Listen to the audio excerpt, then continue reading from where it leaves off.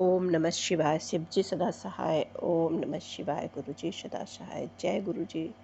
शुक्राना गुरु जी, अनंती कोटि शुक्राना। हर एक सांस का शुक्राना गुरु पिता। कोटि कोटि प्रणाम गुरु पर। संगत जी, गुरुपा जो भी सत्संग गुरुपा करवाना चाहेंगे वही करवाएंगे गुरुपा, क्योंकि हम बोलने वाले कुछ नहीं। संगत जी, ना ही शब्द आते हैं और ना ही विचार कि पहले से सोच के कौन सा सत्संग करेंगे, क्योंकि कई बार, बहुत बार मेरे साथ हुआ है कि मैंने ये सोचा कि आज पता नहीं गुरुपा कौन सा सत्संग करवाएंगे, और किसी संगत का होगा या मेरा होगा, मतलब बस वो समय भी गुरुपा ही डिसाइड करते हैं, क्योंकि हम कई बार दिन में चाहते भी हैं कि कर ले, फिर कुछ ना कुछ ऐसा होता है। और संगत जी, यहाँ तक कि जो समय का है और माहौल शांत हो, कि इस तरह से मतलब माहौल मिल जाए कि जो हम अच्छे से कर पाएँ, ये सारा सब कुछ गुरुपा उसी हिसाब से मैनेज करवा ही देते हैं। शुक्राना गुरु पिता, अनंत कोटि शुक्राना। संगत जी, शुक्राना सत्संग मेरी बड़ी बेटी का है, क्योंकि बड़ी बेटी अभी हमारे रक्षाबंधन में आई थी। और संगत जी, वो 2-3 दिन तो मतलब बहुत अच्छे से रही। बहुत अच्छे से सब काम भी करती रही मेरे साथ, बहुत मेरी हेल्प भी की, घर की बहुत सारी सफाई भी करवाई, और बहुत सारे धागे और कुछ सामान ऐसा था, मतलब धागे और कुछ थे चीज़ें, वो उसने सब निकलवाए, और डीपली अच्छे से सफाई किचन की भी करवाई, और भी सामान रखना था वो भी सब उसने सही से सेट करवाया, क्योंकि इधर काफ़ी टाइम से मेरी तबीयत नहीं ठीक चल रही थी। तो अ, गृहस्थी में तो सब अस्त व्यस्त हो ही जाता है, यदि करो ना तो सब ऐसे होता था। तो वो आई तो वो कहने लगी, मम्मी सब बिखर गया है। तो हमने कहा, हाँ बेटा, मेरी तबीयत ठीक नहीं रही, बस सीधा सीधा खाना बनाना और जो बेसिक ज़रूरत वाले काम थे वो ही कर पा रही थी, एक्स्ट्रा काम नहीं कर पा रही थी। तो उसने मेरी हेल्प की। और संगत जी, रक्षाबंधन वाले दिन वो बहुत अच्छे से तैयार हुई, और खूब इंजॉय उसने किया। पर पता नहीं क्या हुआ उस दिन से, वो उसके बर्ताव में एक चिड़चिड़ाहट आ गई, और उसका मेरे से बोलने का तरीका ही बदल गया, और बार बार चिढ़ रही थी, छोटी बहन से अपनी चिढ़ रही थी, और मतलब घर में लड़ाई जैसा माहौल हो रहा था। बार बार वो एकदम अचानक से कहने लगी। कुछ कई दिन की छुट्टियां पड़ गई थी, तो मैंने कहा कि एक दिन का बीच में कोचिंग होगी, फिर छुट्टियां थी 15 अगस्त के तक। तो वो फिर उन्होंने कहा, रुक जा बेटा। मतलब उसका डीपली, मतलब बुखार, फीवर भी इतनी तेज आ गया, वायरल फीवर था, और उसके बर्ताव में बहुत चेंज आया एकदम अचानक से।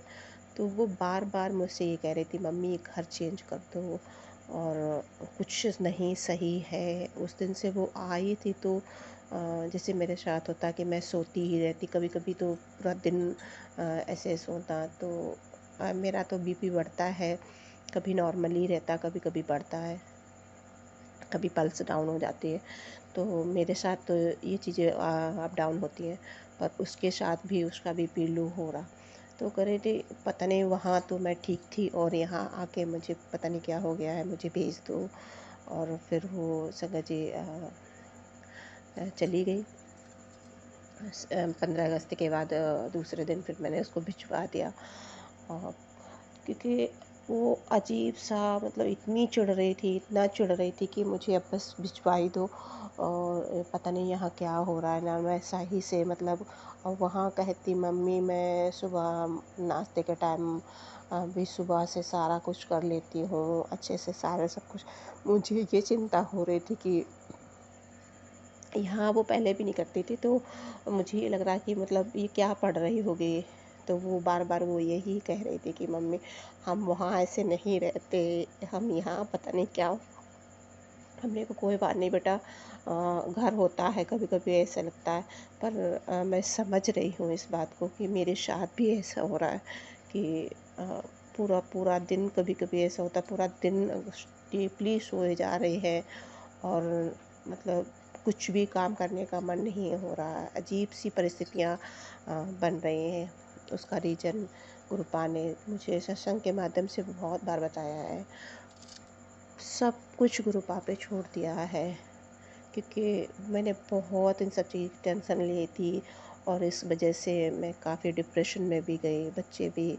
और इन सबसे बड़ा बहुत ही मुश्किल में निकलना हुआ है। और मैं नहीं चाहती, गुरुपा कहते हैं हर समय पॉजिटिव थॉट रखो, पॉजिटिव लोगों से मिलो और पॉजिटिव विचार लाओ और ज़्यादा से ज़्यादा मंत्र जाप करो, क्योंकि मंत्र जाप ही वो रास्ता है जिससे हमें इस गलत थॉट जो चलते हैं और जो नेगेटिव एनर्जी हमारे अंदर क्रिएट होती है, कि मैं ये नहीं कहूँगी कि बाहर से ही आती है या हमारे थॉट भी होते हैं, जो भी है वो उसके लिए, क्योंकि हम इतने ज्ञानी नहीं हैं, ना ही हम इतने समझदार हैं कि हम ये बता सकें। गुरुपा ने सत्संग के माध्यम से तो बताया है।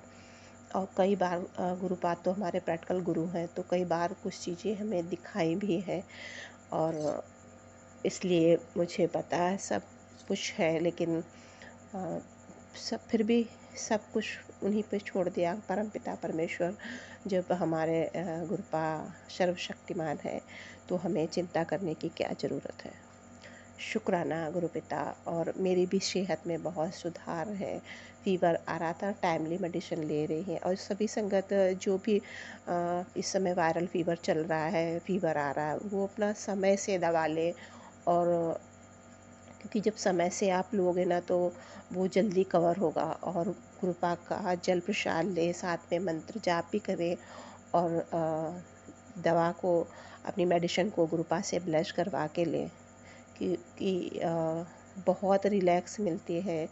और जब कोई दिक्कत होती है, तब गुरुपा से अपना जल प्रसाद से, अमृत प्रसाद मतलब चंदन टीके से भी बहुत दर्द कम होता है।